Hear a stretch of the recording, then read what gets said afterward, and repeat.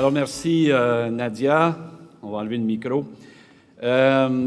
Premièrement, bonjour tout le monde, autant ceux qui sont sur le web que ceux présents dans la salle. C'est impressionnant de voir tout ce beau monde-là.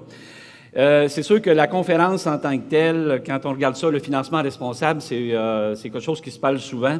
Vous venez d'avoir une belle conférence sur un côté légal qui est bien important, qui souvent est négligé, de bien se préparer lors des transferts, de prévoir plein de choses. Le financement, c'est également quelque chose qui est très, très important. Alors, en tant que tel, c'est souvent négligé, le financement.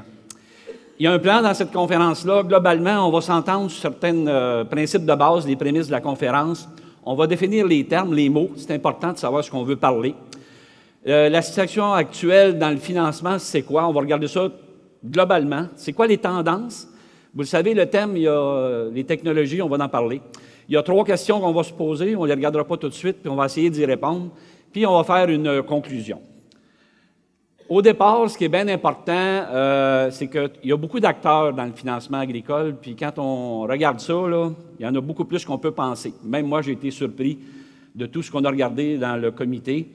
C'est sûr que tout le monde qui est dans la salle ou par web, il n'y a personne qui veut finalement souhaiter des problématiques financières aux clients ou à d'autres intervenants. Je pense que c'est le premier principe de base que tous les professionnels là-dedans ne souhaitent pas du mal à personne ou qu'il y ait des problèmes.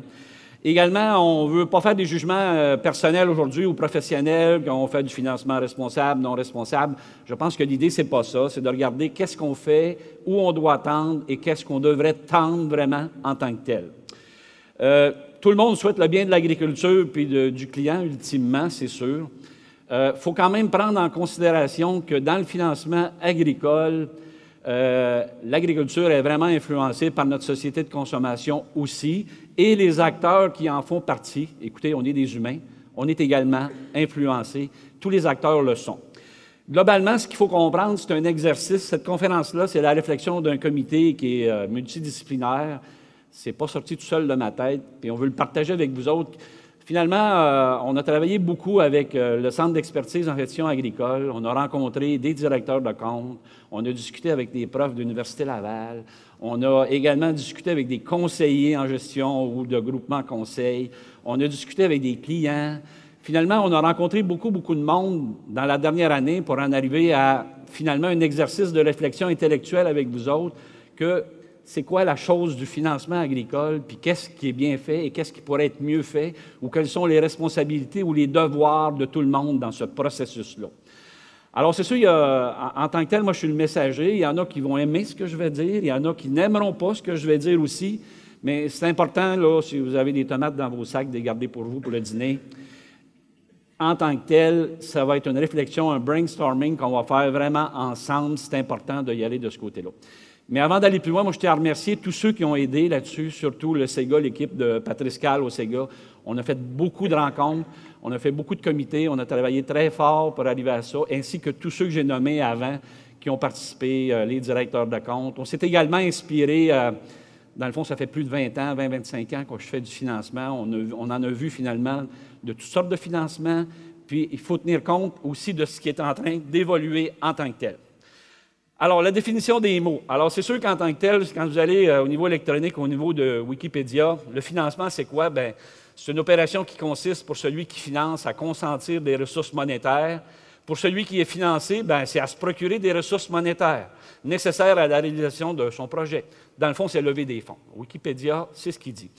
Pour ceux qui sont encore au mode papier, bien, c'est l'action de financer quelque chose, un organisme. Dans le petit Larousse, c'est ça qui est indiqué. Alors, le financement, c'est ça. Le mot responsable, c'est vraiment, je tiens à attirer votre attention dans Wikipédia, et moi je la trouve vraiment bonne. La responsabilité est le devoir de répondre de ses actes, toutes circonstances, conséquences comprises, c'est-à-dire d'en assumer l'énonciation, l'effectuation et par suite la réparation, voire la sanction lorsque l'attendu n'est pas obtenu. C'est quand même, quand on y réfléchit, on la relie, intéressant. Au niveau du Larousse, bien, c'est qui doit répondre de ses actes ou de ceux des personnes dont il a la charge, qui a réfléchi, qui pèse les conséquences de ses actes. Donc, le mot responsable, c'est le mot réfléchi, conséquence, assumation, dans le fond, imputabilité. La situation actuelle. En 2017, le marché agricole québécois, bien, vous le savez, il y a un endettement qui est élevé. Pas partout, mais il y a un endettement qui est élevé chez plusieurs fermes. Le prix des actifs, terre, quota, machinerie, vous le savez, c'est rendu excessivement dispendieux. Des fois, on peut se poser des questions même dans les terres, que même en semant de la mairie, ce n'est pas rentable. Alors, il faut se poser des questions par rapport à ça. La marge de manœuvre, on en a parlé avant, la capacité de remboursement est de plus en plus faible, donc plus difficile pour les producteurs, pour les entrepreneurs agricoles. Les projets d'investissement, vous le savez, sont excessivement nombreux actuellement, surtout, exemple, dans le lait, où il y a énormément de bâtiments qui vont se construire. Vous le savez, les entrepreneurs qui construisent, ils ne sont plus disponibles avant 2019, 2020 parce qu'il y a trop de projets. Les robots, c'est sollicité au maximum. Ça, c'est le constat général. Au niveau du financement, dans les plateformes utilisées, au niveau également les ressources humaines, si on regarde le constat de ce qui se fait aujourd'hui, bien, les technologies des 20 dernières années sont encore utilisées. Bon, c'est sûr que les ordinateurs qui étaient là avant-hier sont là hier et ils sont là encore demain, mais les nouvelles technologies commencent à s'imposer rapidement. Vous l'avez vu ce matin avec la conférence de M. Jean-Marie, ça roule et ça roule vite.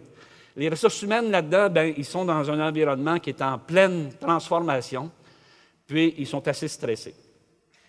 Les tendances.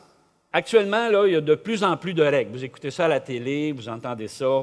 Le Bureau du surintendant des institutions financières met des normes pour toutes les institutions. C'est de plus en plus important. Et au niveau des entrepreneurs agricoles, vous allez également, et tous les acteurs, vous allez le voir, vous allez être influencés là-dedans. Il y a différentes lois. La loi de l'enseignement personnel, la politique en matière de recyclage des produits de la criminalité, de financement, activités terroristes. Les clients se doivent d'être identifiés. Il y a différents formulaires qui doivent être signés. Les accords de Bâle, vous en entendez parler, on est rendu à Bâle 3, il s'en vient un Bâle 4 aussi, mais c'est un processus. Ce processus-là est excessivement lourd et demandant. Et il est obligatoire pour toutes les institutions.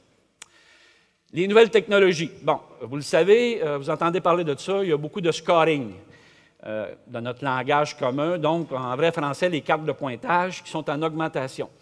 C'est sûr que de plus en plus, ça augmente. 250 000, 500 000, peut-être tantôt jusqu'à 1 million dans certaines catégories de produits.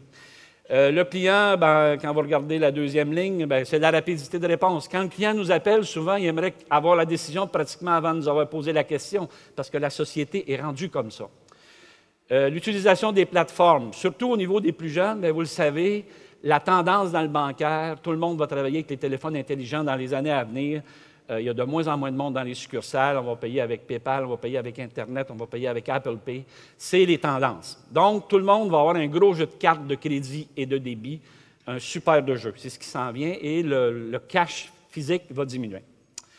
Toujours dans les tendances, on parlait ce matin d'algorithmes, de modèles mathématiques qui prévoient les choses. Il va en avoir de plus en plus. Le comportement de l'emprunteur, notre entrepreneur va être de plus en plus suivi à la trace par ces modèles mathématiques-là. Les données des clients que le client va devoir donner vont devoir être de plus en plus fréquentes pour les institutions. La cote de risque qu'on appelle dans le langage bancaire au niveau des clients, bien, souvent, elle va être évaluée par ces machines-là qui, eux autres, ne font pas d'humanité. Ils rentrent les données et puis ils sortent une cote. Et l'humain, pour la changer, il faut qu'il y ait des bonnes raisons. De plus en plus, il va y avoir de la numérisation, des transactions électroniques, comme je disais tantôt, le jeu de cartes, l'informatique, le numérique.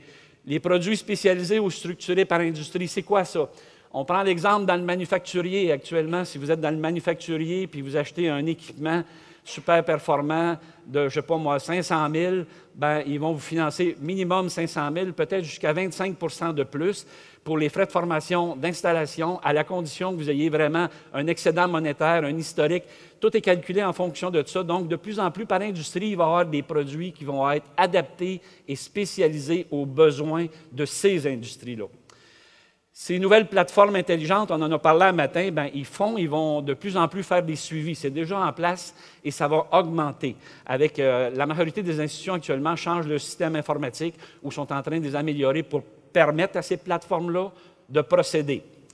Donc, ce que ça veut dire en définitive, c'est que les petits encours de crédit, la part de décision de l'humain va être de moins en moins forte, de plus en plus faible, ça va être décidé par la machine. Dans les grands encours de crédit, quand on rentre le client, au début, l'humain est excessivement important, mais une fois qu'il est dans le dossier de l'institution, qu'il est rentré, comme on dit, bien, les plateformes vont faire la majorité des suivis, puis il va y avoir des interventions ponctuelles par l'humain, vraiment spécifiques. mais la majorité va se faire par les plateformes. On parle d'un horizon de quelques années. Donc, il faut se poser 3 questions. C'est important, les questions qu'on parlait au début dans le planning. Comment on peut composer avec ces nouvelles technologies, ces nouvelles tendances-là? Ensuite de ça, les rôles, les responsabilités de tous ces acteurs-là là-dedans. Comment on va opérer dans le processus de financement? Puis comment on peut arriver à une réussite de faire un financement qui est responsable avec tous ces changements-là, toute la pression des projets, toute la vitesse qui se passe.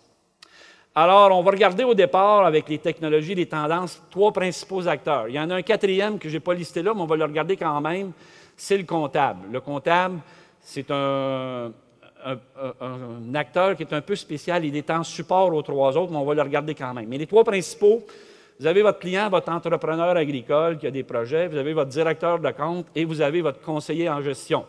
Ça peut être les groupes conseils, le conseiller en gestion à son compte, mais le conseiller qui fait des budgets, qui s'occupe, dans le fond, du client.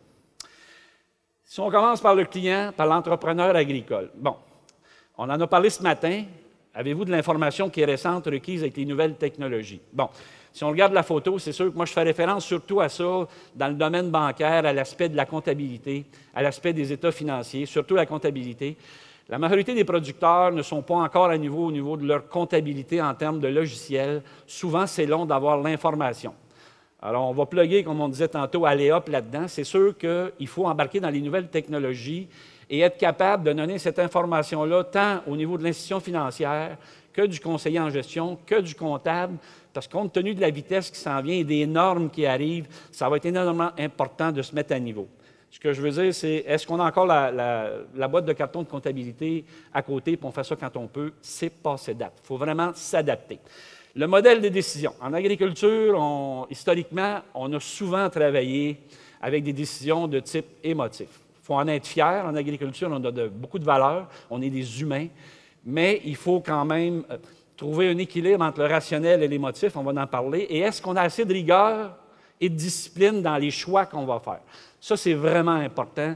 On ne peut pas tout faire, comme on dit, en même temps. Acheter le voisin, acheter le tracteur, rénover la grappe, etc. Il faut faire des choix. Alors, quand on regarde ça, notre entrepreneur agricole, le client, c'est sûr que le beau petit cœur à côté, c'est le fun de décider tout seul quand on décide, exemple, d'acheter le voisin, mettons, vous avez un vieux garçon à côté, ça fait 25 ans que vous le regardez, vas-tu la prendre, sa retraite? Je veux l'acheter, sa tête. Puis là, il décide de la vendre. 3 millions. Hey, ça, c'est super le fun. Hey, là, le client rentre dans le bureau, il faut absolument que je l'achète. Oui, c'est émotif, là. Oui, c'est correct en tant que tel, c'est humain.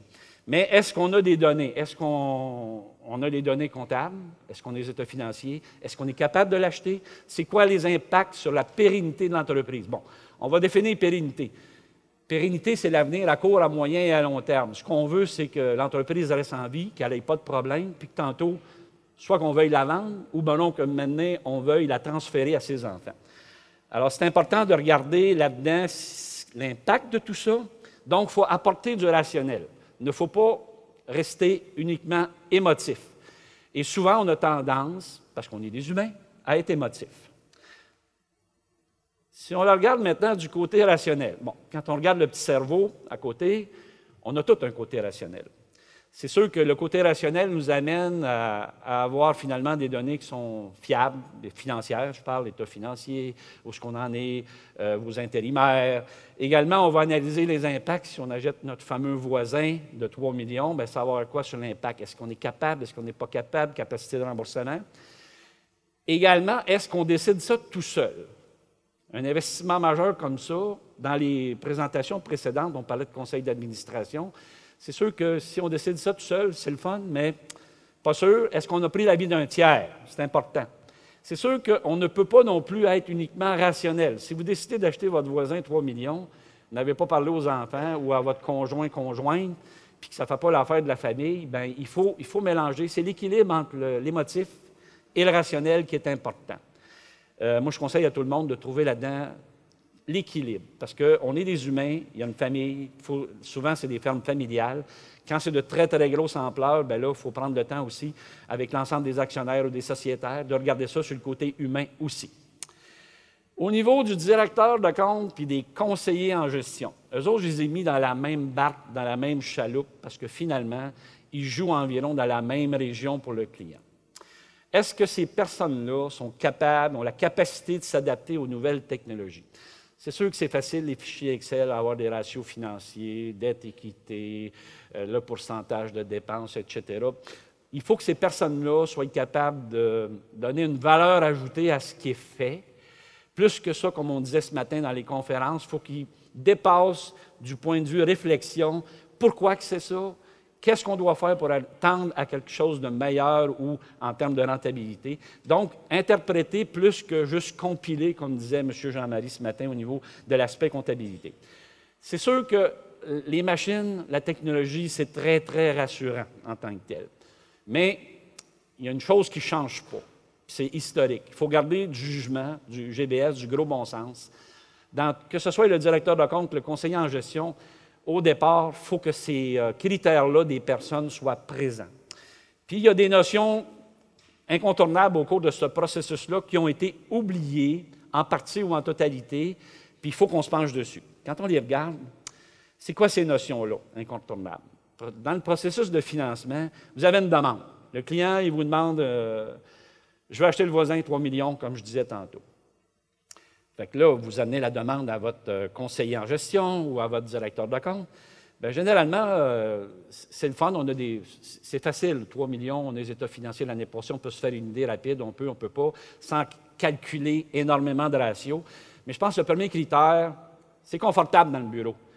Il faut sortir du bureau, mettre ses bottines, aller voir les actifs chez le client, aller voir le client, peut-être que ce n'est pas votre client, aller regarder, qualifier ce qu'on appelle en langage bancaire, qualifier la direction, le questionner, dans le fond, le challenger. Pourquoi? Dans le fond, c'est la liste des pourquoi. Pourquoi tu fais ça? Pourquoi qu'on achète ça? Pourquoi qu'on va rénover le bâtiment, etc. C'est sûr, il faut récolter également toutes les informations récentes pertinentes. Si vous achetez, comme je disais tantôt, une chose à 3 millions, puis que finalement, vous avez vos derniers états financiers qui datent d'1 an et demi, puis vous n'avez pas de comptabilité mise à jour à la date, ça va mal pour savoir si on est correct ou pas. Alors, ça prend des décisions récentes et importantes, donc l'importance d'utiliser les technologies pour informer l'équipe, on va appeler ça l'équipe stratégique qui travaille avec vous là-dedans. Bien entendu, le dossier, après ça, bien, le conseiller va faire les budgets, il va les soumettre. L'institution financière, après ça, si elle trouve ça a de l'allure, elle va soumettre ça à son secteur crédit. Il y a quelqu'un d'autre ailleurs qui va prendre une décision. On répond au client, oui, non. Puis après ça, bien, vous l'avez vu tantôt, il y a tout un processus légal de paperasse. Puis compte tenu du processus de BAL, bien, il y a beaucoup, beaucoup de papiers, il y en aura de plus en plus.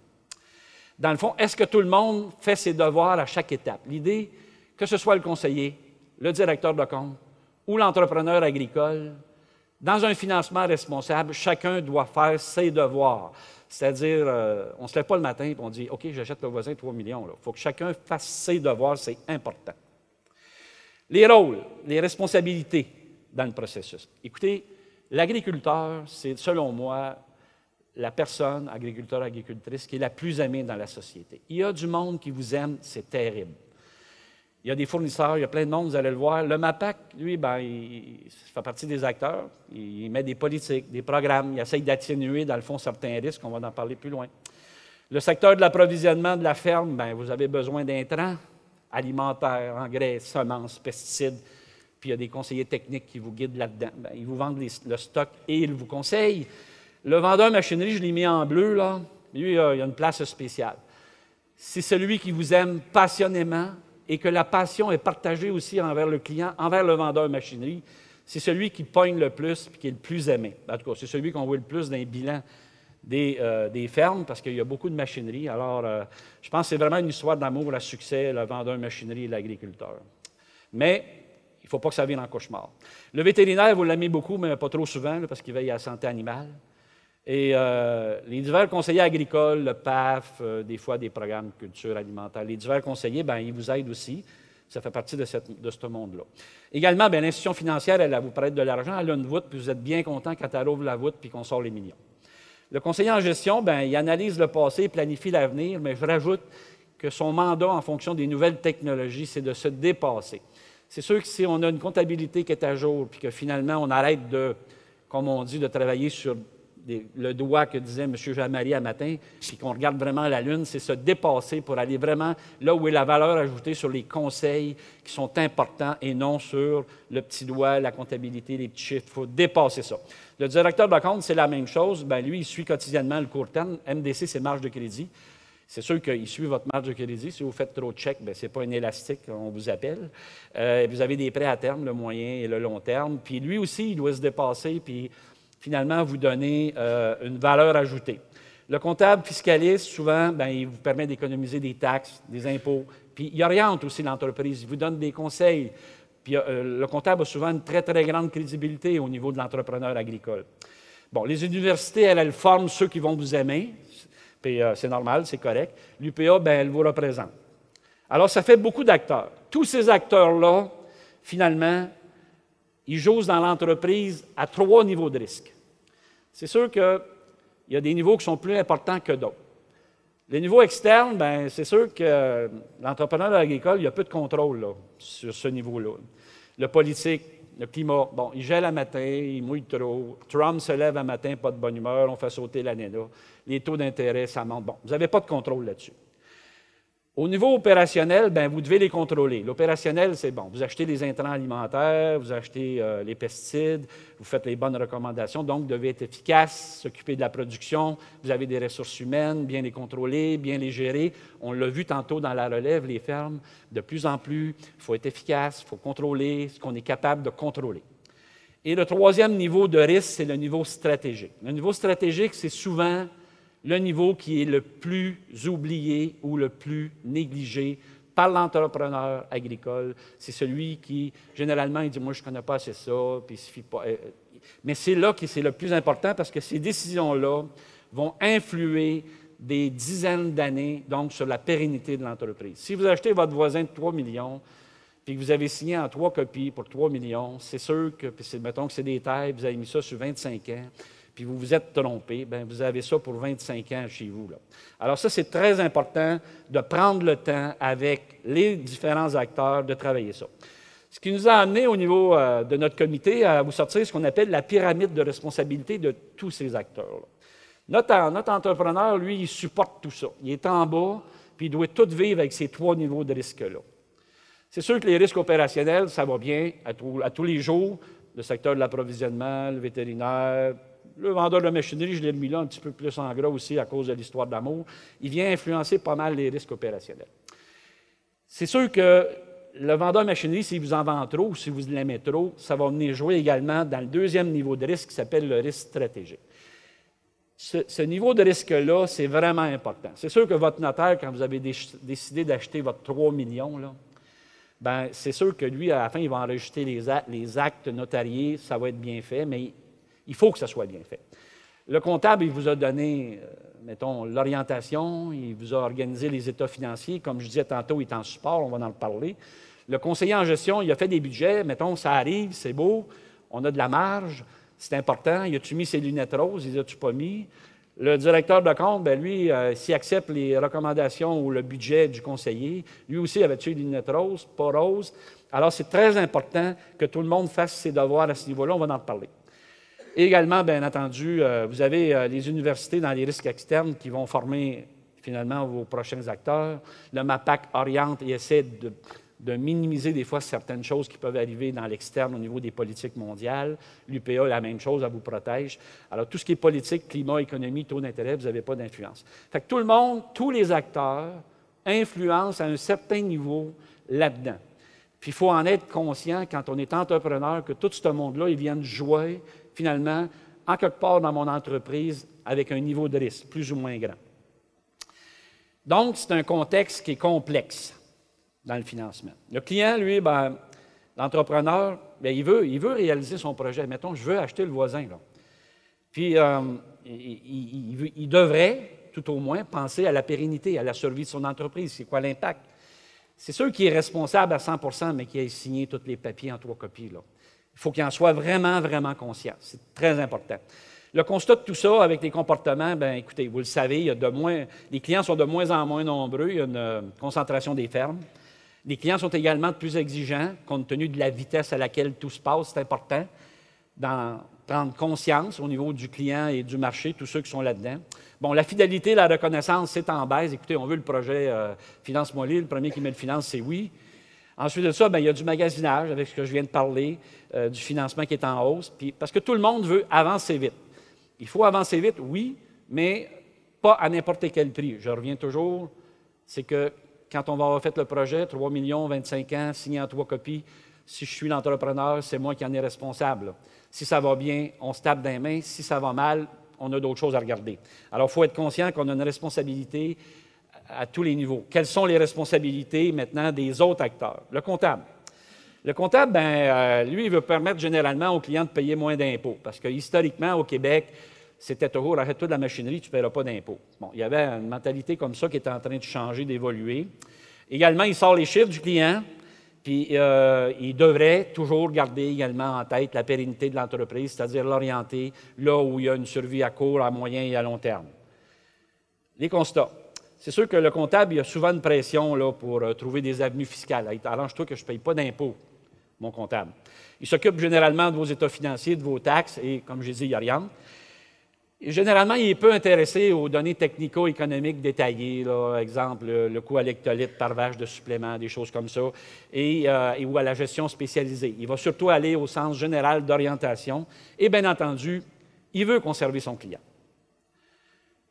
Si on regarde l'autre acteur, finalement, le conseiller en gestion, lui, bien, il aimerait bien, là, quand vous présentez le projet de 3 millions, bien, il voudrait bien vous fournir un avis professionnel sur ce projet-là, si ça a de l'allure ou pas. Lui aussi, il devrait et doit garder en tête la pérennité de l'entreprise. Si on fait ça, ça met-tu à risque? Les constats. C'est sûr que les conseillers en gestion, là, il y a un conseiller un moment donné qui m'avait dit, quand on m'appelle, moi souvent, je suis comme un sauveur masqué. Hey, arrive avec ton masque et ta cape, puis ouais, fais-moi des budgets, puis sauve-moi. C'est sûr qu'ils ont beaucoup de demandes. Hein? Ils sont urgentes, difficiles. Vous avez vu les programmes fédéraux dernièrement. Ça pressait, ça prenait 2 semaines, il fallait que ça soit fait. Donc, il y a une pression de travail qui est accrue, une clientèle qui est stressée, moins réceptive. C'est sûr que si vous arrivez puis votre projet, vous le faites à tout prix, là, que j'appelle projet confirmé avant d'appeler le conseiller, ça ne sert pas à grand-chose de l'appeler, mais ça ne devrait pas exister, ça. Également, les conclusions à livrer aux clients ne sont pas toujours évidentes, car le client il est rémunéré par le conseiller. Puis, il veut vous garder comme client. Alors, il est un peu en situation de conflit, lui aussi, comme le comptable. Alors, c'est important que tout le monde là-dedans fasse ses devoirs et donne leur juste. Le directeur de compte, bien, lui, il a un mandat d'augmenter la taille puis la rentabilité de son portefeuille qu'il a à superviser. Puis, il doit garder en tête aussi la pérennité de l'entreprise. Ça va-tu mettre en péril? Dans les constats, bien, vous le savez, il y a une compétition accrue entre les institutions financières pour les taux, les conditions de crédit, etc. Ça l'amène finalement à l'ouverture à des risques plus élevés, à plus de projets, plus de nouveaux clients par le directeur de compte. Ça fait partie de la game, comme on dit. Puis aussi, le directeur de compte, il veut garder son client. Alors, lui aussi, il faut qu'il donne une valeur ajoutée pour donner l'heure juste au client, penser pérennité, puis être capable de challenger son client. Chacun des acteurs doit challenger. Quand on regarde l'ensemble de tout ça, le client, lui, est en plein milieu, il veut faire son projet. Tous les autres, bien, écoutez, c'est pas facile. Il se ramasse avec tout le monde qui a des objectifs un peu différents, mais chacun doit tendre à une chose, donner leur juste au client, faire ses devoirs, et ultimement, c'est le client qui doit décider si tous les devoirs ont été faits. Les exigences, comme je viens de parler, tous les professionnels doivent faire le devoir, tout le monde doit donner leur juste, tout le monde doit penser pérennité. Le client, c'est celui qui est le plus important, lui, il est responsable à 100%. Il faut vraiment qu'il fasse ses devoirs. Il doit questionner tous les acteurs, se questionner lui-même. Est-ce que j'ai le bon projet?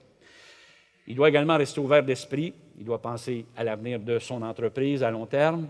Il doit avoir un équilibre rationnel, émotionnel, garder de la rigueur, du gros bon sens. Savoir s'entourer. Écoutez, on en a parlé tantôt au conseil d'administration. C'est peut-être d'avoir des équipes multidisciplinaires en agriculture, c'est une voie d'avenir.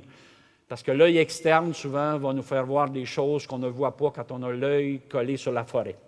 Avoir le sens des affaires. Si vous êtes en business, pourquoi que vous êtes en business? C'est sûrement parce que vous voulez faire des profits, faire de l'argent, payer vos prêts. Donc, si vous faites un projet, ce n'est pas pour faire le projet. Il faut qu'il y ait un but, et ce but-là, c'est s'en sortir. C'est bien important. Conclusion. On est rendu à la conclusion. C'est sûr que le financement agricole, à cause des sommes qui sont vraiment importantes, on le voit, c'est des 2, 3, 4, 5, 8, 10 millions de plus en plus, mais c'est en train de migrer vers du financement commercial spécialisé. Les exigences sont de plus en plus grandes pour se rendre conformes aux lois, on en a parlé avant, et puis ça va augmenter. L'information requise va être de plus en plus requise, nombreuse, rapide, vous n'aurez pas le choix. Les exigences vont être similaires pour tous les marchés. Ça veut dire que si vous avez à fournir état financier, vos inventaires, ça va devoir se faire comme dans les autres marchés avec BAL, c'est important. Donc, l'agriculture et tous ses acteurs devront s'adapter rapidement à ça, pas dans 5 ans, comme disait M. Jean-Marie, ça ne prendra pas 6 mois, ça va être plus que ça, mais dans les 2, 3 prochaines années, mettons 2019, 2020, là, BAL, écoutez, l'agriculture va devoir s'adapter comme le reste des autres secteurs. Et, bien entendu, avoir absolument le sens des affaires, parce que si vous ne faites pas d'argent, pourquoi vous faites un projet? Alors, la conclusion finale que je veux vous donner, finalement, moi, j'ai vraiment confiance dans toutes les capacités et l'intelligence des acteurs dans le processus, surtout le client, qui prennent le temps de regarder, de dire oui, de dire non s'il le faut, avant de s'engager. Parce que dans le fond, il y avait un agriculteur dans le chez nous, assez âgé, lui, il disait, qui résume ma pensée, puis c'est important qu'on y réfléchisse.